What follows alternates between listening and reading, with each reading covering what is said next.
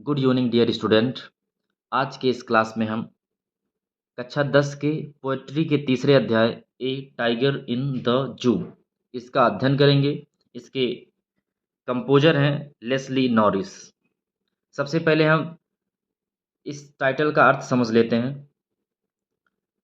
ए मतलब एक, टाइगर मतलब टाइगर, इन मीन्स में, द जू मतलब चिड़ियाघर में।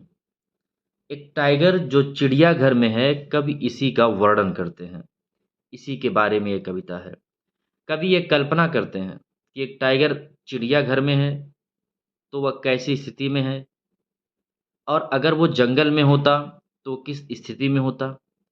एक टाइगर को कहाँ रहना चाहिए, चिड़ियाघर में रहना चाहिए या जंगल में रहना चाहिए, इन्हीं सब बातों का वर्णन इस कविता के माध्यम से कवि करते हैं। आइए सबसे पहले अबाउट द पोयम ही पढ़ लेते हैं। एक आइडिया मिल जाएगा कि ये कविता है किस चीज़ के बारे में।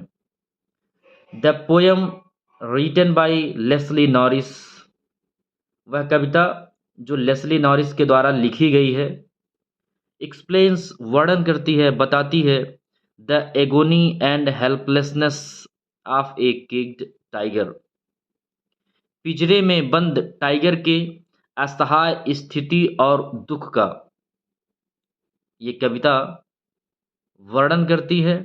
दैट लिव्स इन ए जू, जो कि एक चिड़ियाघर में है। एक चिड़ियाघर के पिंजरे में एक टाइगर की असहाय स्थिति और उसके दुख का ये कविता वर्णन करती है। द पोएट एक्सप्लेन्स, कवि बताते हैं what his life could be, उसका जीवन क्या हो सकता था। If had been a free animal, अगर वह स्वतंत्र जानवर होता तो। टाइगर के बारे में कवि ये कह रहे हैं कि टाइगर एक स्वतंत्र जानवर है, एक मजबूत, एक ताकतवर जानवर है। अब उसे पिंजरे में बंद करके रखा गया है। अगर वो स्वतंत्र होता तो वह कैसा होता, उसका जीवन कैसा होता, कवि इसी का वर्णन करते हैं। The poet has tried to explain, कवि ने यह बताने की कोशिश की है about the condition of animals, जानवरों की स्थिति के बारे में, that are caged by human beings, जो ह्यूमन बींग या इंसान के द्वारा पिंजरे में बंद कर लिए गए हैं, फॉर देयर ओन फन, अपने खुद के मौज मस्ती के लिए। अर्थात इस कविता से कवि ये बताना चाह रहे हैं कि किस तरह से इंसानों ने अपने खुद के मौज मस्ती के लिए अन्य जानवरों की स्वतंत्रता को छीन लिया है।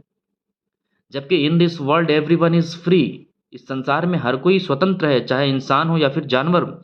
हमें कोई अधिकार नहीं है किसी की स्वतंत्रता पर आघात करने का या किसी की स्वतंत्रता को छीनने का। लेकिन इंसान अपने मौज मस्ती के लिए जानवरों को भी पिंजरे में बंद करके रखा है। आइए आगे अब हम इस कविता का अध्ययन करते हैं। He stalks in his vivid stripes, he means वह, यानी कि टाइगर। ही आया है टाइगर के लिए, बाघ के लिए। ही स्टॉक्स, वह, स्टॉक का मतलब होता है शान से चलना। वह शान से चलता है इन हिज विविड स्ट्राइप्स, अपने चमकीले पट्टियों में। अगर आप कभी बाघ को देखे होंगे तो आप उसके शरीर पे देखे होंगे काले और पीले कलर की धारियां बनी होती है, वो चमकदार होती हैं। तो कभी वही कह रहा है कि he stalks in his vivid stripe, वह अपने चमकीले पट्टियों में शान से चलता है, यानी बाघ अपने चमकीले पट्टियों में शान से चलता है। The few steps of his keg, अपने केज में, अपने पिंजरे में, द फ्यू स्टेप्स, उतने ही कदम जितने कि उस पिंजरे में जगह है। अगर वो जंगल में होता तो जंगल असीम है, बहुत विस्तृत है, लेकिन चूंकि वो पिंजरे में है तो उसका एक सीमा है, उस पिंजरे का एक दायरा है। तो वह पिंजरे में बस उतना ही कदम चल पाता है जितना कि उस पिंजरे में जगह है। On parts of velvet quiet, on parts, तलवों के द्वारा या तलवों पर, ऑफ वेलवेट, मखमल के, अर्थात मखमली या गद्दीदार तलवों पर, क्वाइट, शांति से चलता है। क्योंकि उसके तलवे मखमली और गद्दीदार हैं, इसलिए जब वो चलता है तो आवाज नहीं होती। इन हिज क्वाइट रेज, अपने शांत गुस्से में। अब टाइगर एक स्वतंत्र जानवर है, ताकतवर जानवर है। उसको अगर कोई पिंजरे में बंद करके रखेगा, तो स्वाभाविक है कि वह अंदर आंतरिक रूप से बहुत क्रोध में होगा, लेकिन वो शांत होगा क्योंकि उसे पता है कि वो इस पिंजरे से बाहर जा नहीं सकता है। चलिए एक बार फिर से इसका अध्ययन कर लेते हैं। He stalks in his vivid stripes, वह अपने चमकीले पट्टियों में शान से चलता है। The few steps of his cage, अपने पिंजरे की लंबाई में उतना ही कदम जितने की पिंजरे में जगह है, स्थान है। ऑन पार्ट्स ऑफ वेलवेट क्वाइड, उसके तलवे गद्दीदार हैं, मखमली हैं, इसलिए जब वो चलता है तो आवाज नहीं होती है, शांति से चलता है। इन हिज क्वाइट रेज, वह बहुत गुस्से में है, क्रोध में है आंतरिक रूप से, परंतु वो शांति से चलता है। अब कभी इस स्टेंजा में ये कल्पना किया है कि जो टाइगर है वो पिंजरे में है। अगले स्टेंजा में कभी ये बताता है कि उसे कहाँ होना चाहिए और क्या करना चाहिए। ही should be lurking in Shadow, उसे लर्किंग करते हुए होना चाहिए, उसे शांति से चुपके से बैठे हुए होना चाहिए, उसे घात लगाए बैठे हुए होना चाहिए। इन शैडो, पेड़ों की छाया में। बाघ को पेड़ों की छाया में शांति से चुपके से घात लगाए बैठे हुए होना चाहिए, अपने शिकार की प्रतीक्षा करनी चाहिए। Sliding through long grass, sliding धीरे धीरे खिसकना चाहिए, सरकना चाहिए, उसे धीरे धीरे चलना चाहिए। थ्रू लॉन्ग ग्रास, लंबी घास से होकर के।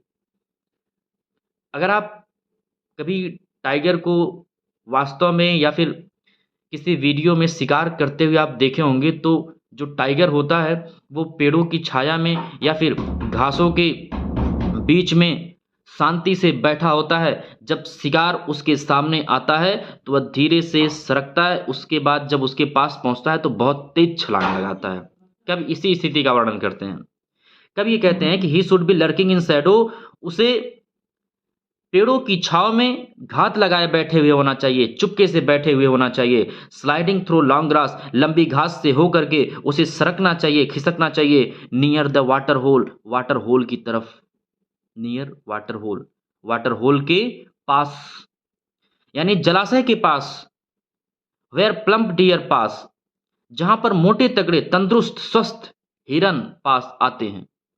अर्थात जहां पर मोटे तगड़े तंदुरुस्त हिरन पानी पीने के लिए आते हैं, जिस जलाशय पर, उस जलाशय के पास टाइगर को सरकना चाहिए ताकि वो इन सब का शिकार कर सके। आइए अगला स्टेंजा देखते हैं। ही should be snarling around houses, उसे स्नार्लिंग करना चाहिए, गुर्राना चाहिए। अराउंड हाउसेस, घरों के चारों तरफ, घरों के इर्द गिर्द।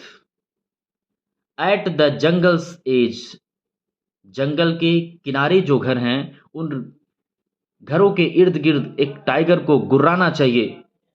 ये टाइगर का काम होता है। Bearing his white fangs his class, अपने सफेद जहरीले दांतों को दिखाते हुए, हिज क्लास, और अपने पंजों को दिखाते हुए। टेरराइजिंग द विलेज, गांव के लोगों को आतंकित करना चाहिए, डराना चाहिए। एक बार फिर से देखते हैं। कभी इस स्टेंजा में ये कहता है कि he should be lurking around, sorry, he should be snarling around houses at the jungle's edge, जंगल के किनारे जो घर हैं उन घरों के चारों तरफ जाकर शेर को गुर्राना चाहिए। Bearing his white फंक्स his class, अपने सफेद जहरीले दांतों को और अपने पंजों को दिखाते हुए। टेरराइजिंग द विलेज, गांव को या गांव के लोगों को डराना चाहिए, गांव के लोगों को आतंकित करना चाहिए। यहां पे कभी एक टाइगर की निडरता को व्यक्त करते हैं, आतंक करने वाली क्वालिटी को व्यक्त करते हैं। एक टाइगर के ताकतवर स्थिति को व्यक्त करते हैं। लेकिन बट ही इज लॉक्ड, लेकिन वो ताकतवर टाइगर, वो स्वतंत्र टाइगर लॉक है, बंद है। इन ए कंक्रीट सेल, एक कंक्रीट की बनी हुई कोठरी में। सीमेंट बालू मिला करके जो बनाई जाती है, उसी की कोठरी में वह बंद है। वो ताकतवर जानवर जिसे बाघ कहा जाता है, वो ताकतवर जानवर ही इज लॉक्ड, वह बंद है, इन ए कंक्रीट सेल, एक कंक्रीट की कोठरी में। हिज स्ट्रेंथ बिहाइंड बार्स, उसकी सारी ताकतें हैं बिहाइंड बार्स, सलाखों के पीछे। वो अपनी ताकतों का प्रदर्शन सिर्फ उन्हीं सलाखों के पीछे कर सकता है। Stalking the length of its cage, अपने पिंजरे की लंबाई में शान से चलते हुए। इग्नोरिंग विजिटर्स, आगंतुकों की तरफ ध्यान ना देते हुए, आगंतुकों को नजरअंदाज करते हुए। एक बार फिर से समझिए।